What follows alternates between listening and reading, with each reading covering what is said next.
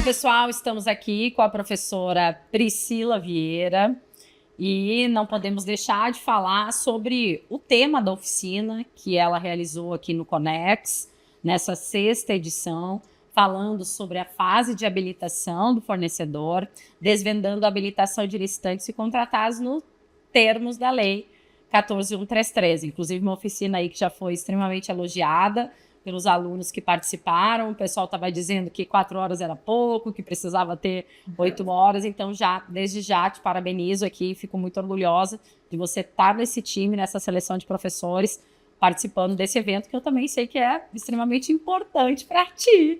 Então, você pode falar um pouquinho da tua experiência no Conex? Não faça isso, senão eu já vou me emocionar no início do podcast.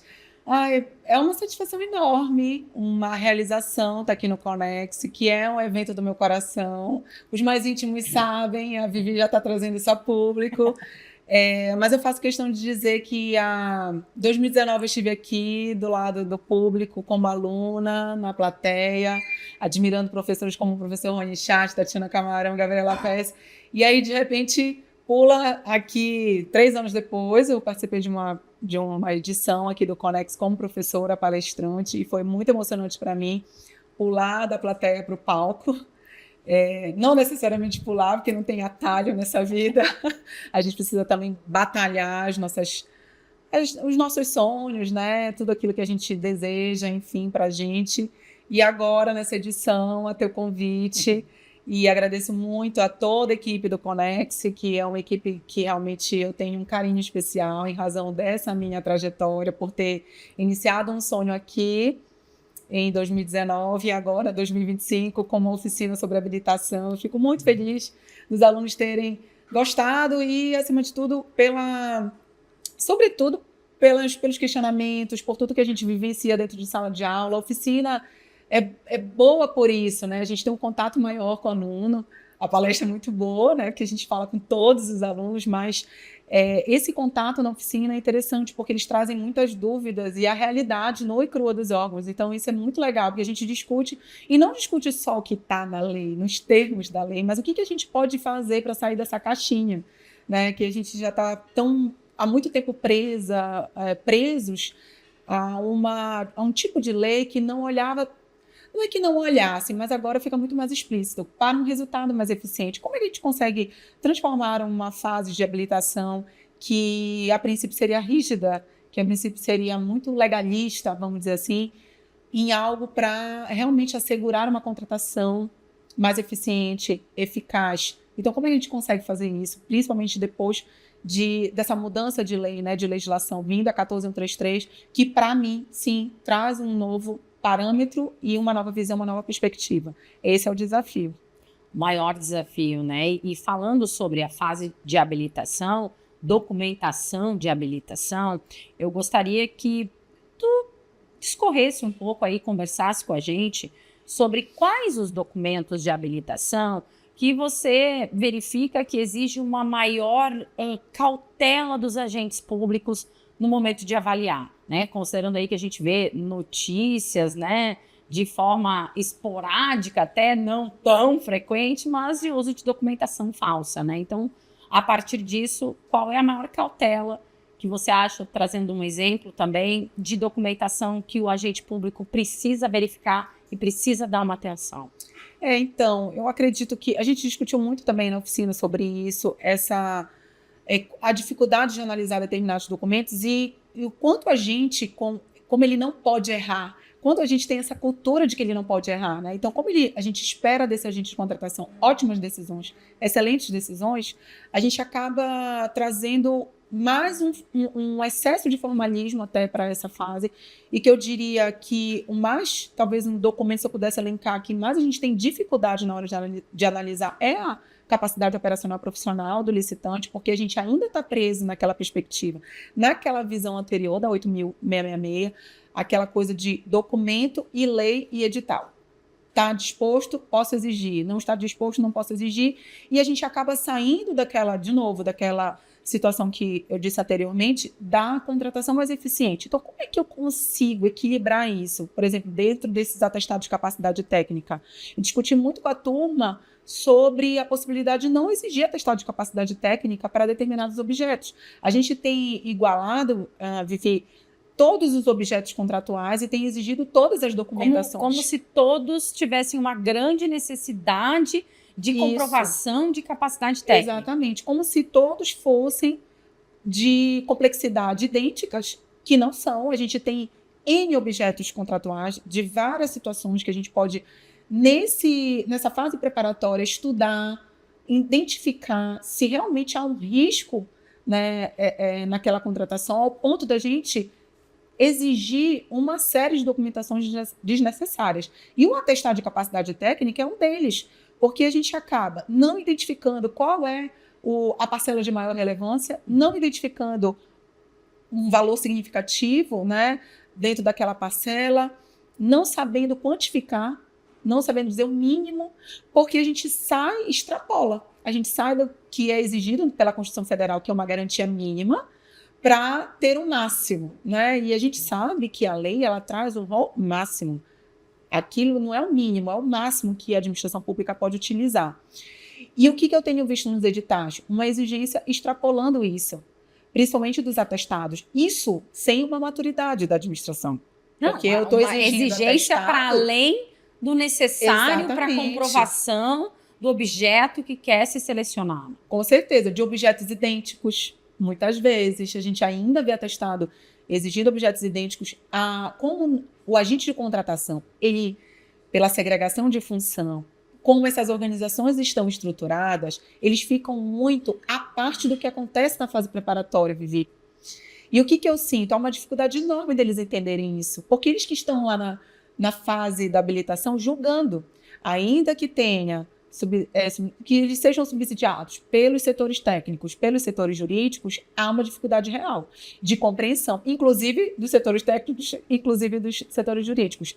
E então, o atestado de capacidade técnica é algo que eu vejo em todos os editais, independentemente da sua complexidade, quando a gente vê que a lei ela quer que você avalie complexidade tecnológica e operacional, como em todos os objetos. Não tem como você colocar numa sacola só. Né? Então, acredito que essa seja a maior dificuldade de análise dessa fase de habilitação e, como exemplo de documento, acredito que seja o atestado mesmo, porque a gente ainda está lá atrás pensando muito enraizado, aquela coisa, vou pedir atestado de capacidade técnica para entrega imediata, não seria necessário. Porque eu sempre foi assim, todo mundo pede. E o meu jurídico não deixa que eu não peça, o meu controle interno não deixa que eu peça. Então, a gente precisa ter não só a mudança de mentalidade de quem está nessa fase, como também, Vivi, do controle, né? Dessas frentes aí, dessas linhas de defesa.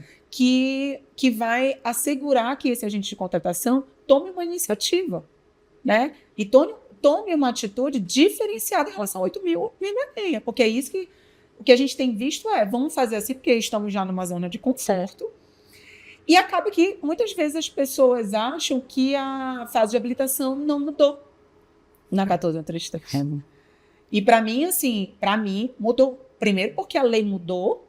Mudou a postura, a postura, o espírito da lei é outro, ela busca resultado eficiente, não é qualquer resultado. Então, como é que eu posso avaliar isso em documento? Esse é o desafio. E, para mim, um dos desafios, com certeza, é o atestado de capacidade técnica. A capacitação, né? A capacidade técnica, né? Falando até da capacidade técnica em si, né? Como você vê, ou se você acha que é uma alternativa, um posicionamento do jurídico de forma mais contundente em relação a algumas exigências de habilitação. Porque eu identifico também, em órgãos que eu passo, ou em capacitações em geral, exigências exorbitantes em relação à capacidade técnica como um todo, a habilitação, né? Inclusive, nós conversamos, às vezes, em vários momentos aí em grupos de WhatsApp, tratando sobre esse tipo de exigência para além de uma necessidade, né, em relação a uma entrega eficiente daquele objeto. Mas ainda identificamos também um posicionamento do jurídico no sentido ainda muito padronizado. Se a área técnica está dizendo que precisa esse documento, então a área técnica está dizendo que precisa esse documento. Só que a área técnica, ela faz o quê? Ela traz essa exigência no termo de referência. E, a partir disso, um jurídico, por exemplo, vai lá, analisa e diz, a área técnica trouxe, mas ela não justificou no processo aquela exigência. Como você entende aí que pode ser um papel de manifestação do jurídico sobre isso? Olha, a assessoria jurídica, como ela tem agora com a 14133 um novo papel, né, de análise de todo esse processo, ponta a ponta, né? Inclusive, um desafio muito grande, porque desde a pesquisa de preços, a gente tem visto alguns julgados em relação a isso, desse papel da assessoria. É um desafio enorme, porque ela precisa entender de tudo, né? Ela precisa ter um mínimo ali de análise, principalmente em relação, por exemplo, às justificativas. A lei é muito clara, exige lá na fase preparatória a justificativa para a qualificação, exigência de qualificação técnica e qualificação econômico-financeira. E a gente tem pedido 2 balanços para tudo, tem pedido atestado para tudo. Sem justificativa nos processos. Sem justificativa nos processos. E a justificativa, Vivi, ela vem ali do estudo técnico preliminar, não como ali apenas vamos dizer, pela complexidade ou porque eu quero mais segurança. Não, a justificativa ela precisa ser fundamentada. E a lei ela usa uma expressão que muda muita coisa, né? Ela diz circunstanciada. Né? Então, precisa ser justificado de forma circunstanciada. Isso muda muita coisa. Então, lá no ETP, eu preciso trabalhar esses requisitos de contratação. O que eu tenho de legislação para, por exemplo, exigir algo lá na frente relacionado à sustentabilidade?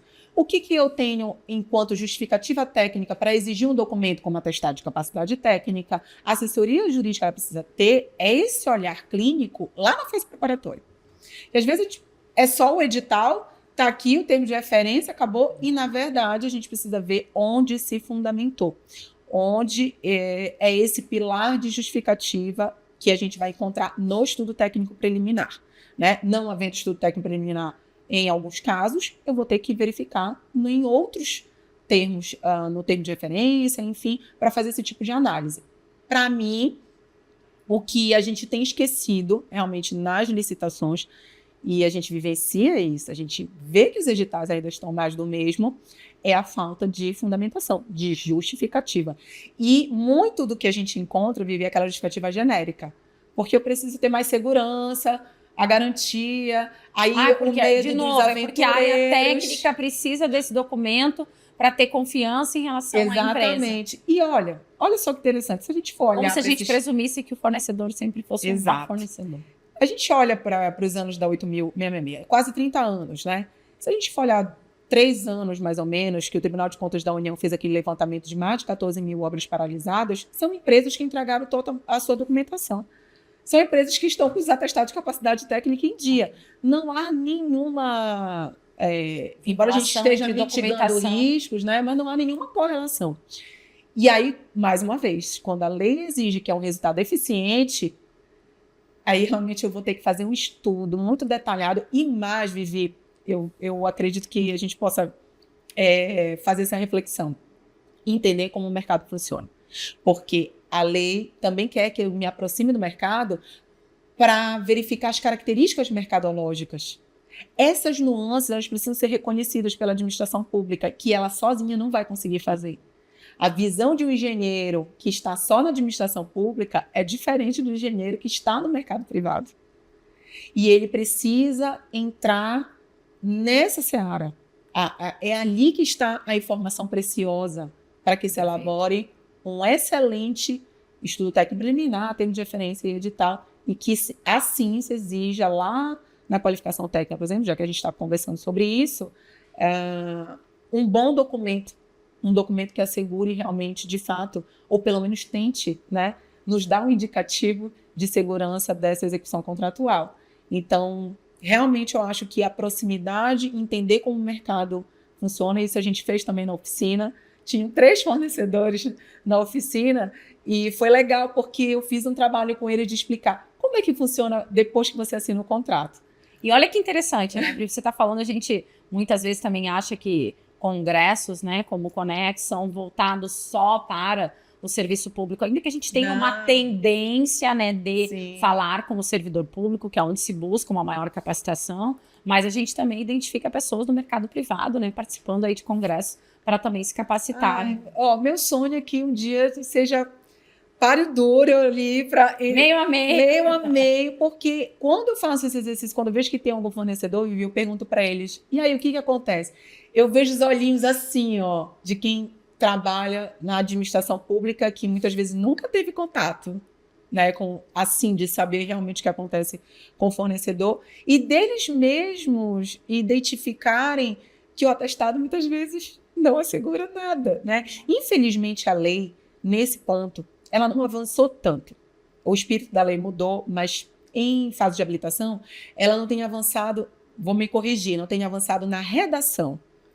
A redação nos deixa ainda com uma dúvida, e muitas vezes a redação é truncada, e a gente fica ali pé lá e cá, se a gente pode avançar modos ou não. De interpretação. Isso, de modos de interpretação. A doutrina tem sido conservadora, a doutrina tem sido muito conservadora, principalmente em questão de fornecimento de bens, de exigir atestado ainda para fornecimento de bens, quando outros aspectos são mais interessantes e que a gente poderia puxar lá, né, nos meios alternativos de comprovação de capacidade operacional, enfim, é muita coisa para discutir. Eu queria ficar 8 horas, queria ficar falando 8 horas. Queria passar as 8 horas hoje, mas foi muito bom, foi ótima troca. Falar sobre habilitação, sabe que é um assunto que eu adoro, porque eu me deparo com várias situações de clientes, né, que trabalham na advocacia. Sou advogada de empresários hoje, né, depois de ter passado 14 anos como pregoeira. E essa visão dos dois mundos é que me deixa muito feliz de poder contribuir para que a gente consiga avançar e não retroceder com a 14133. Agradeço demais a tua participação, Priscila. Obrigada aí por conversar com a gente. Obrigada, Vivi. Muito obrigada.